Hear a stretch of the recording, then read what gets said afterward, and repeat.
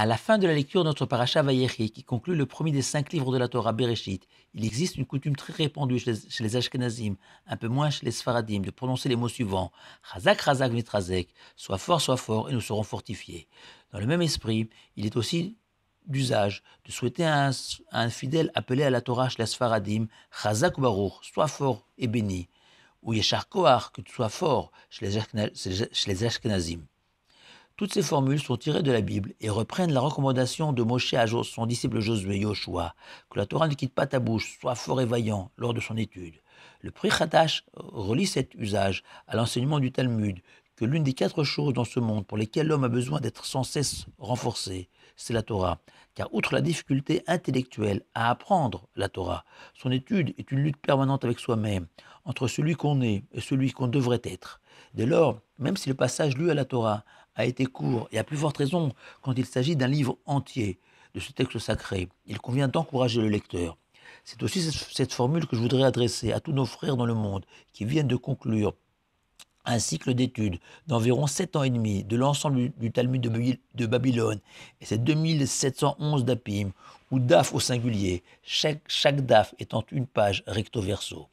En effet, Rabbi Meir Shapira, directeur de la Yeshiva des Sages de Lublin en Pologne, a lancé l'idée en 1923 à Vienne, lors du premier congrès mondial de la Agudat Israël, des Sages d'Israël, d'instituer dans toutes les communautés juives de la terre l'étude simultanée d'un daf chaque jour. Il se justifiait ainsi.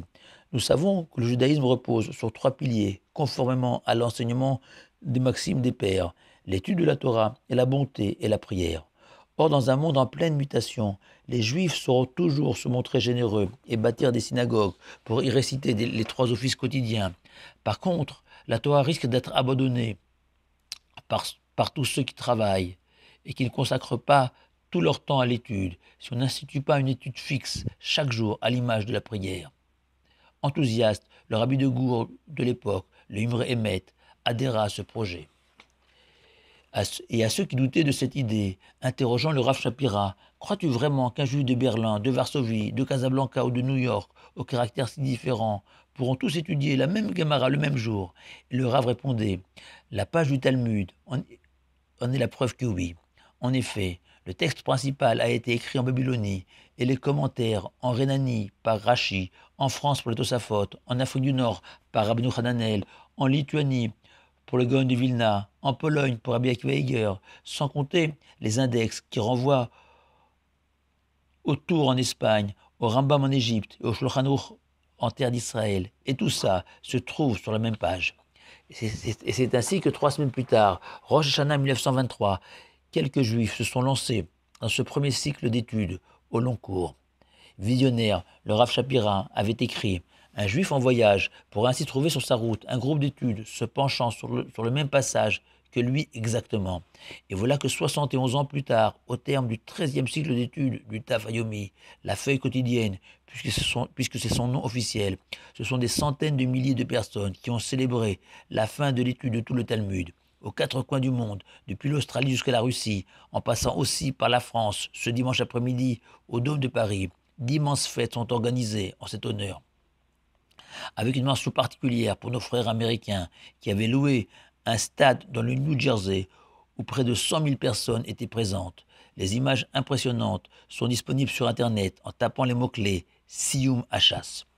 Le choix du Talmud comme livre d'études n'est pas anodin, car il constitue le recueil de base de la Torah orale qui éclaire aussi la Torah écrite. Le Rav Shapira, de manière chassidique, interprétait ainsi l'enseignement du Talmud, selon lequel il existait une sorte de serpent dont la grossesse dure 7 ans.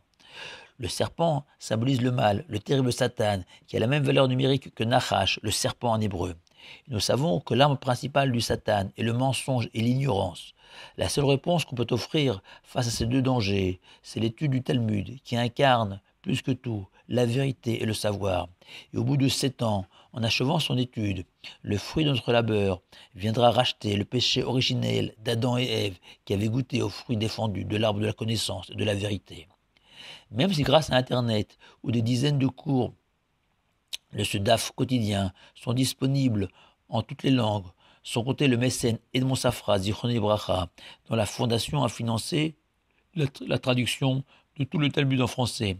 Cette étude quotidienne d'un daf, Shabbat, jour de fête, Kippour et 9 av inclus, requiert une volonté sans faille de ne pas perdre ce rythme soutenu. Le Rav Shapira est mort à 46 ans, emporté par le typhus, sans laisser de descendance. Il considérait ces millions de dapim étudiés grâce à son idée comme ses descendants.